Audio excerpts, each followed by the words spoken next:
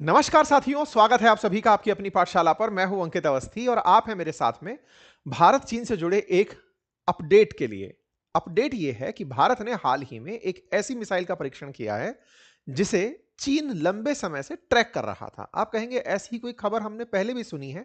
आपने हमें ब्रह्मोस के केस में बताया था, हमने ब्रह्मोस की रेंज बढ़ा दी थी, तब आपने बताया था। बिल्कुल।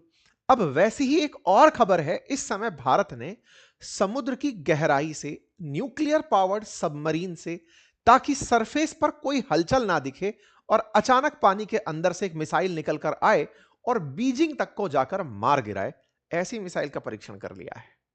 जब यह मिसाइल का परीक्षण हो रहा हो और बार बार चर्चा यह हो, बीजिंग को मार गिराए, तेहरान तक पहुंच जाए, पाकिस्तान पूरा जद में आ जाए, चल क्या रहा है? और तो और तरीका यह कि आपको मिसाइल चलती हुई सतह पर या हवा में दिखाई ना दे, और तो और पानी की सरफेस पर भी कोई जहाज आपको चलाता हुआ ना दिखे। आप शांत पानी को देख रहे हैं, अचानक जादू मंतर होता है, नीचे से मिसाइल आती है और एक हाइट पर जाकर के दुश्मन के ठिकाने को नेस्तनाबूद कर देती है। ऐसे मिसाइल परीक्षण में निश्चित ही तकनीकी लगती है, बहुत high level accuracy and security लगती है। भारत ने वो कर दिखाया है। जरूरत क्या है? देखिए, हम तो जानते ही हैं कि हमारा दुश्मन चीन है, लेकिन दुश्मनी में अमेरिका की खुफिया एजेंसी का भी यह मानना है कि आने वाले समय में भारत और चीन अरुणाचल प्रदेश को लेकर के आमने सामने हो सकते हैं। यह विषय इस तरह से भी जाना जा सकता है क्योंकि जिस तरह से आए दिन चीन अरुणाचल प्रदेश में किसी ना किसी प्रकार की बाधाएं खड़ी कर रहा है, भारत के अभिन्न अंग अरुणाचल प्रदेश, पूर्व के द्वार अरुणाचल प्रदेश में चीन द्वारा किसी कभी सैलानी को, कभी उसके निवासी को चाइना के अंदर रोक लेना हो, या फिर बॉर्डर एरिया में अपने द्वारा जबरदस्ती की पेट्रोलिंग करना हो, अपने मैप में अरुणाचल प्रदेश को दिखाना हो, इनसे ऐसा प्रतीत होता है जिस तरह से आज चीन ताइवान को लेकर के अग्रसर हो रखा है, इतना एग्रेसिव हो रखा है कि ताइवान को अमेरिका के साथ मिलकर के जबरदस्ती की डिफेंस डील्स में रहकर चीन से खुद की सुरक्षा करनी पड़ रही है। लगता है आने वाले समय में चीन अरुणाचल प्रदेश के लिए बिल्कुल वैसे ही जैसे साउथ चाइना सी में स्पार्टले जैसे आइलैंड्स पर चाइना क्लेम करता है, अरुणाचल प्रदेश को लेकर के भी यह वैसी ही परिस्थितियां पैदा करेगा। समय रहते अगर भारत सतर्क नहीं होता और अपनी सुरक्षा व्यवस्था को मजबूत नहीं करता, तो चाइना अपने आप को तेजी से आगे लेकर आ जाएगा।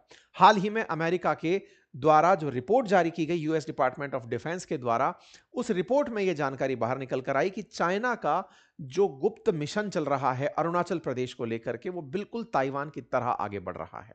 खैर, चाइना ने जिस तरह से इस बात को सुना, उसने तुरंत तत्काल प्रभाव से इनकार किया कि नहीं नहीं, अमेरिका वाले तो हमें भिड़ाने का काम करते हैं। लेकिन चाइना को दुनिया जानती है कि वो सलामी स्लाइसिंग करता है, थोड़ा थोड़ा क्षेत्र में अंदर घुसता चला जाता है। डोकलाम भी उसका एक प्रयास था। ये सारी चीजें चाइना अपने सभी पड़ोसियों के साथ करते हुए धीरे धीरे क्षेत्र को बढ़ाने का प्रयास कर रहा है।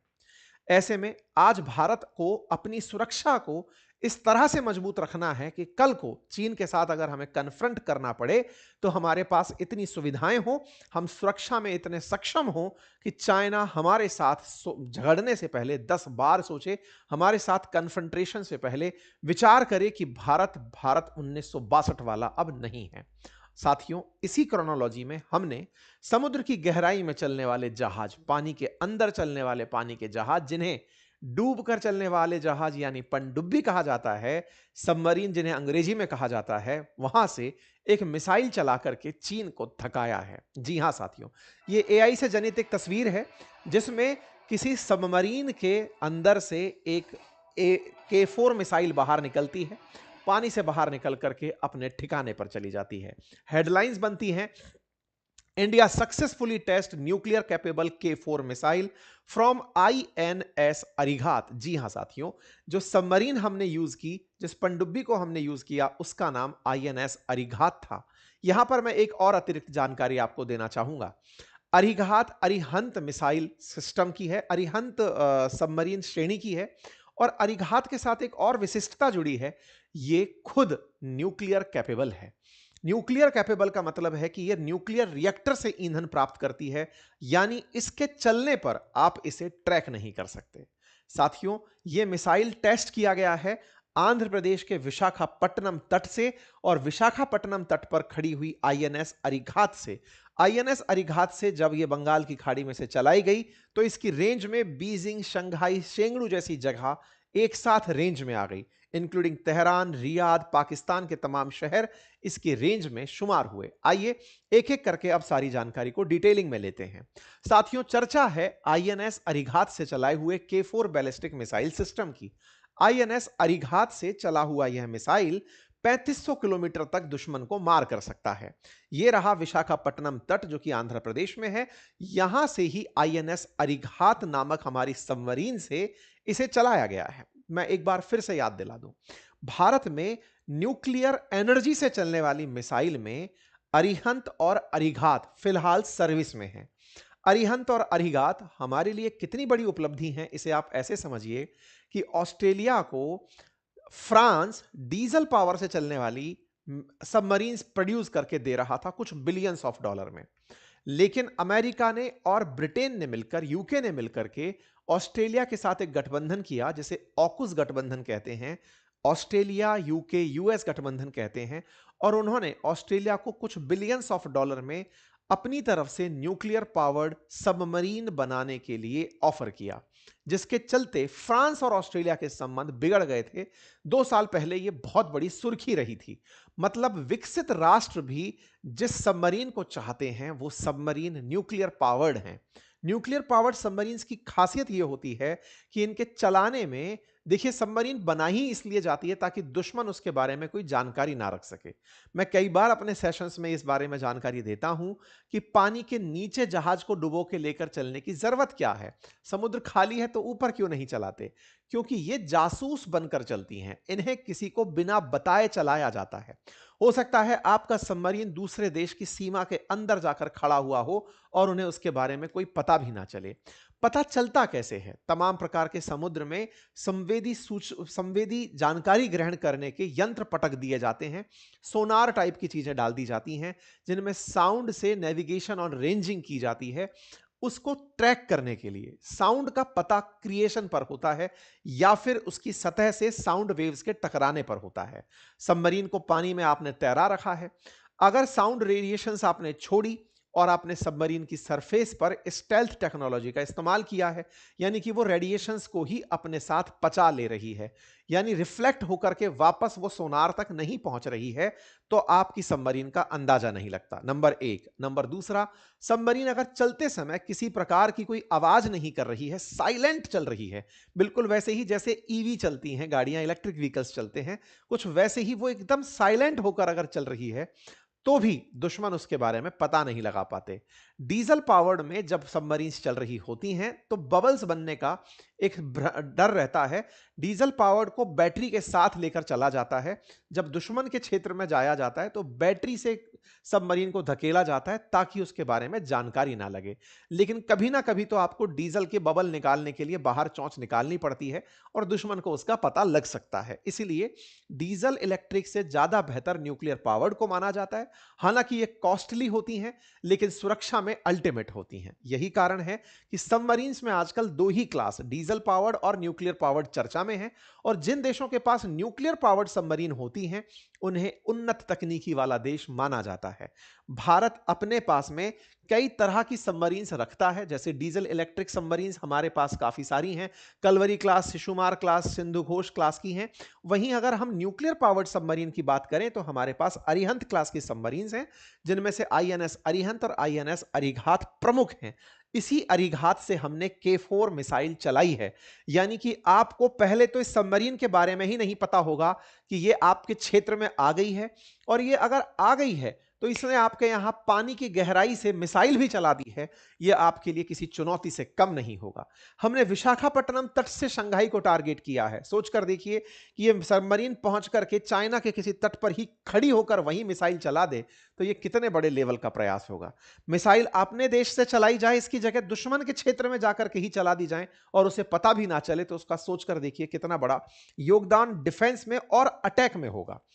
आने वाले समय में कहा जा रहा है 2026 की शुरुआत में हमारे पास अरिधमान भी होगी, जो कि आईएनएस अरिहंत श्रेणी की ही सबमरीन होगी, जो न्यूक्लियर पावर्ड होगी। आपको याद दिला दूं, आईएनएस अरिघात पिछले साल ही अगस्त 2024 में ही कमीशन्ड की गई थी।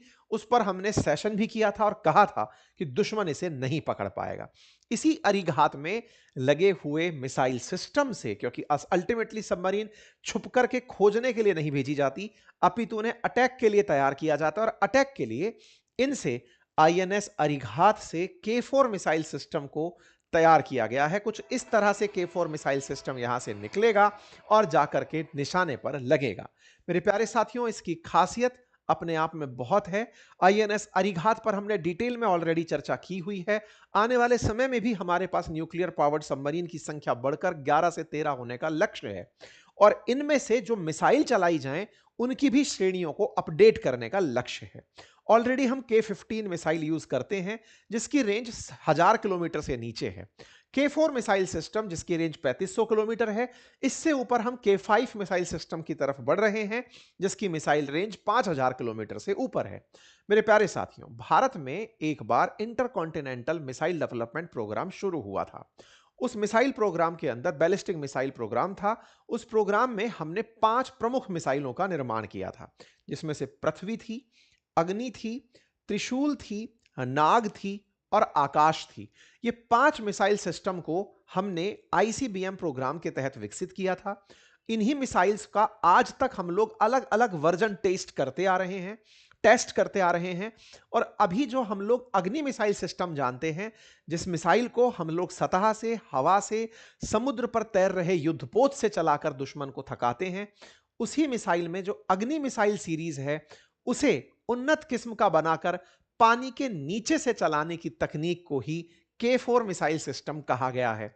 यानी कि अग्नि 3 जो मिसाइल है हमारी, जिसकी रेंज 3000 से 4000 किलोमीटर रेंज की है, उस अग्नि 3 मिसाइल का ही एक उन्नत वर्जन K4 मिसाइल सिस्टम है जिसे अरीघात से चलाया गया है, पानी के भीतर से चलाया गया है। आप कहेंगे ये क्या मतलब हुआ, ऊपर से चला रहे हो या नीचे से चला रहे हो, इससे क्या ही फर्क पड़ रहा है? बहुत फर्क पड़ रहा है।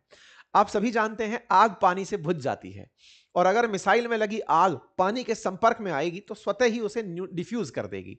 लेकिन सबमरीन पानी की गहराई में, जो कि रह सकती हैं कम से कम 200, 200, 300, 300 मीटर तक की गहराई में, वहां से अगर आप मिसाइल चला रहे हैं और मिसाइल 3500 किलोमीटर की रेंज तक जा भी रहा है, तो सोचिए कि आपने उस मिसाइल में ऐसा कौन सा फ्यूल और उतनी गति कैसी डाली होगी कि उसकी आग और जो बाहर फैल रहा पानी है वो उस आग को बुझा नहीं पा रहा है।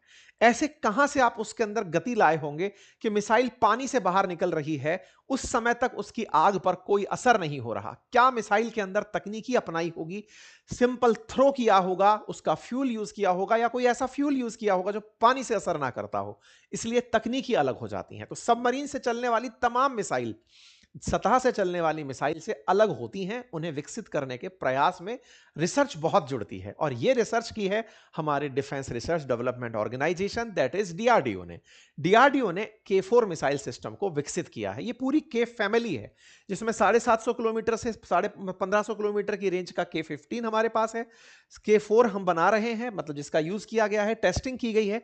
और K5 5000 से 6000 के लिए और K6 8000 से 12000 किलोमीटर की रेंज में K सीरीज की मिसाइलों का परीक्षण चल रहा है। ठीक है, ये अपने साथ में ये जो ऊपर का वॉर हेड है यहां पर भर करके बड़ी मात्रा में 2000 किलोग्राम तक न्यूक्लियर वॉर हेड को अपने सिर में भरकर ले जा सकती है। अर्थात सबमरीन न्यूक्लियर है और उसके ऊपर न्यूक्लियर वेपन को भी लाद कर दुश्मन को मारने भेजा जा सकता है। ये 10 से 12 मीटर लेंथ की, लगभग 20 टन वजन की ये K4 मिसाइल है। डीआरडीओ द्वारा इसे विकसित किया गया है और अग्नि 3 मिसाइल सिस्टम पर इसे विकसित किया गया है। यहां पर जो ये K नाम यूज किया गया है, ये डॉक्टर एपीजे अब्दुल कलाम साहब को ट्रिब्यूट के लिए किया गया है, उनके नाम के साथ में इसे यूज किया गया है। ठीक है, ये एक बैलिस्टिक मिसाइल है और सबमरीन से लॉन्च होने वाली मिसाइल है। तो उम्मीद है कि आप लोग K4 मिसाइल सिस्टम के बारे में जान गए होंगे। ये चर्चा क्यों हो रही है? क्योंकि जिस तरह भारत के साथ फिलहाल अभी आजकल एक नया अपॉर्चुनिटी और ओपन हो गया है बांग्लादेश के रूप में, तो भारत को खुद की सुरक्षा में कंप्लीट रूप से मुस्तैद रहने की आवश्यकता है। भारत जिस तरह से फिलहाल दुश्मनों से घिरा हुआ है, दुश्मनों में एक तरफ चाइना, पाकिस्तान और अब बांग्लादेश भी उसके साथ राग में राग मिला रहा है। भारत को इतना सिक्योर रहना है जैसे इजराइल बहुत छोटू सा देश होकर के साथ साथ युद्ध एक साथ लड़ लेता है। हमारे लिए युद्ध के फ्रंट खुलना बड़ी बात नहीं है। बात है हमारे अपने डिटरेंस की, मजबूती की, कि हम दुश्मन को किसी भी समय पर किसी भी तरह से मजा चखा सकें। ऐसे क्रम में अगर हमारे पास 3 क्या 30 अगर फोर्ट खुल जाएं, फ्रंट खुल जाएं, और उसके बावजूद हमारी सुरक्षा इतनी मजबूत हो कि हमें कोई हिला ना सके, यह अपने आप में भारत को अर्जित करना होगा। भारत को इजराइल से प्रेरणा लेते हुए चलना होगा कि फ्रंट मैटर नहीं करते, मैटर करता है आपकी टेक्नोलॉजी, कि वो आपके साथ कितना मुस्तैदी से खड़ी है। आज इजरायली युद्ध के दौर में भी अपनी पार्टी प्लान करना नहीं भूलते, क्योंकि उनका अपना आयरन डोम है जो पूरी तरह से, आजकल अमेरिका वाले गोल्डन डोम बना रहे हैं उसको नकल करके, उससे अपने आप को पूरी तरह सुरक्षित रख पाते हैं। बिल्कुल वैसे ही अगर भारत भी अपनी सुरक्षा में इतना तेजी से आगे बढ़े, आज चाहे S-400 हमसे रूसी लिया हुआ तकनीक है, भारत अपने आकाश मिसाइल सिस्टम को, हालांकि उसका हमने एनजी ग्रेड अभी टेस्ट किया है, हम उन तमाम तकनीकों को तेजी से लेकर चलें कि दुश्मन हम पर वार कर रहा हो, हमें इसका फर्क ही ना पड़े, हमारा डिफेंस सिस्टम अपने आप काम कर रहा हो, और यह संभव भी है। ठीक है, तो भारत अब धीरे धीरे अपने आप को न्यूक्लियर ट्रायड के अंदर फोर्टिफाई करता जा रहा है। फिर चाहे आप धरती से चलती मिसाइल देखें, हवा राफेल से चलती देखें, या सबमरीन से चलती देखें, और यह सब चलाना हमें इनके लिए है, क्योंकि इन सब के ही अंडर में पनप रहे हैं पाकिस्तान, बांग्लादेश जैसे देश, इसीलिए हमारा मिसाइल उपलब्धि में से कंसीडर किया जाएगा। अब जब हम इतना बड़ा उसका गुणगान कर रहे हैं, तो चाइना वालों को थोड़ी इसमें मिर्च विर्च लगी क्या?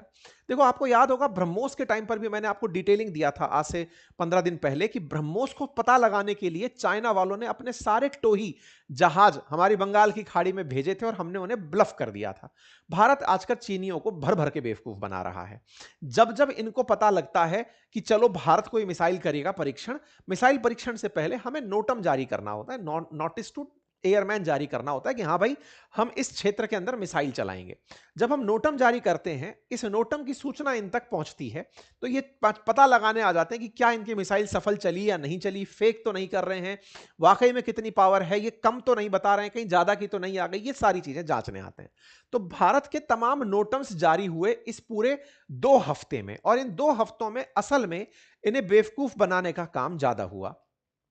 पहले नोटम जारी हुआ 22 से 24 को हम कुछ करेंगे, फिर हुआ हम 24 को कुछ करेंगे, फिर कहा 25-26 को हम कुछ करेंगे, फिर कहा 29 से 3 को हम कुछ करेंगे, फिर कहा 30 से 31 को कुछ करेंगे, और हर बार कभी कुछ रेंज डाल देते हैं, कभी कुछ कर देते हैं कि बंगाल की खाड़ी में करेंगे, बंगाल की खाड़ी में करेंगे। इस बार हमने क्या किया, जो डे 1 पर हमने जानकारी दी थी कि हम 22 से 24 में करेंगे, उसमें कर दिया। ये ब्रह्मोस के समय से अनुभव लेकर बैठे थे कि पहली बार तो बेवकूफ बनाते हैं, बाकी बार में जाकर करते हैं। इस बार जो हमने पहला नोटम जारी किया था, उसी रेंज में हमने मिसाइल परीक्षण कर लिया। तो चीनी लोग थक रहे हैं कि भारत वाले नोटम के नाम पर भी ब्लफ करते हैं, बताते हैं कि हां भाई हम परीक्षण करेंगे, कभी नहीं करते, बताते हैं कर देते हैं। तो ऐसे में पता लगाने के लिए हो सकता है चीन अपना परमानेंट बेस यहां पर बना ले कि भाई मैं यहीं बैठना चाहता हूं। बांग्लादेश को हो सकता है इसीलिए ही यूज किया जा रहा हो मोनिर हाट को, कि इनका पता परमानेंट लगे, क्योंकि हम्मन टोटा श्रीलंका में उसने इसी तरीके से विकसित किया था। खैर, फिलहाल के लिए भारत ने विशाखापट्टनम तट से, अरिघात से K4 का परीक्षण कर लिया है। उन तमाम वैज्ञानिकों को और उन सभी सुरक्षा कर्मियों को जो इस तरह से सुरक्षा के लिए आए दिन तकनीकी में नए प्रयोग करते हैं और पूरी तरह नाम से बेपरवाह रहते हैं, क्योंकि राजनेता होता, कोई अधिकारी होता, तो उसका अखबार भी कहीं ना कहीं जिक्र कर रहे होते, राजनेता उनके ट्वीट्स को दिखा रहे होते, हम जैसे लोग उनके नाम के आगे गुणगान कर रहे होते। लेकिन अल्टीमेटली जो लोग दिन रात देश की सुरक्षा में आए दिन नए प्रयोग करते रहते हैं, उन सभी वैज्ञानिकों को समस्त भारतवासी बहुत ही भावपूर्ण तरीके से कांग्रेचुलेट करते हैं, उन्हें बधाइयां देते हैं, और हम मानते हैं कि आपका किया हुआ कार्य ही देश के लिए असली तरक्की में कंसीडर होगा। देश के अंदर जिस तरह सुरक्षाकर्मी हमारी देश की सुरक्षा सीमाओं को संवेदनशील तरीके से सुरक्षित करके चल रहे हैं, वैज्ञानिकों का भी हमारे देश में भरपूर योगदान है, और यही कारण है कि लगातार विदाउट एनी फेल, एक सिंगल फेल है जो 2017 में हुआ, हमने इसकी टेस्टिंग की है, और आज हम लोग इस बात की इतनी खुशियां मना रहे हैं। तो फिलहाल के लिए इतना ही। जानकारी अगर आपको पसंद आई हो तो साथियों से अवश्य साझा करें। मैं आपको बता दूं कि पिछली बार जब K4 का परीक्षण हुआ था, तब भी मैंने अपने ट्विटर हैंडल पर आपको यह जानकारी दी थी। ट्विटर पर हम दिन भर में आपको काफ़ी सारी इंफॉर्मेशन शेयर कर रहे होते हैं, आप मुझे यहाँ पर फॉलो कर सकते हैं। अगर आप ट्विटर फ्रेंडली नहीं हैं, तो हम इंस्टा पर भी दिन भर में आपको बहुत सारी खबरें साझा कर रहे होते हैं। सारी खबरों पर सेशन कर पाना संभव नहीं होता। जो जिस तरह से फ्रेंडली है, चाहे वो ट्विटर पर है, चाहे वेबसाइट पर है, चाहे इंस्टा पर है, हम आपके साथ में जो भी घटनाएं घटित हो रही हैं उनकी जानकारी दे रहे होते हैं। बाकी यूट्यूब पर आपके सामने सेशन आ ही जाता है। फिलहाल के लिए इतना ही। अपना ख्याल रखें, साथियों से सेशन को अवश्य साझा करें, और हाँ, ईयर एंड सेल चल रही है, फिर से याद दिला दूं, आरएएस के लिए, UP PCS, Bihar PCS, GS foundation, हमारे नोट्स सभी पर फ्लैट 50% ऑफ है। आप आज ही जाकर इस ऑफर का लाभ ले लीजिए, क्योंकि ऑफर में स्टॉक का बहुत मैटर करता है। अगर स्टॉक खत्म हो जाएगा तो हमें ऑफर रोकना पड़ेगा। किताबों के केस में यह बात ज्यादा लागू होती है। ठीक है, तो आप अपने तरीके से इसे देखें। फिलहाल के लिए इतना ही, बहुत बहुत धन्यवाद। हाँ, जाते जाते एक बात बताना मैं भूल गया, अगर आप क्रिप्टो के बारे में बेसिक से लेकर एंड तक नॉलेज जानना चाहते हैं तो हमारा यूट्यूब चैनल है बातें बाजार की, वहां पर मैंने एक सीरीज शुरू की है, उसका पहला वीडियो लॉन्च हो चुका है बातें बाजार की पर, जिसमें आप क्रिप्टो को डे 1 से सीख सकते हैं। आप से जाकर अभी देख लीजिए। शून्य से लेकर के लगभग 10-12 लेक्चर की एक वीडियो सीरीज में डाल रहा हूं, जिसमें आप लाइव ट्रेड तक अगर इंटरेस्ट रखते हैं, ये आपके इंटरेस्ट पर है, आपको जानकारी चाहिए, इंफॉर्मेशन देना मेरा काम है, इंफॉर्मेशन मैं वहां पर उपलब्ध करा रहा हूं। आप जाकर उसे जरूर देखें। Thank you.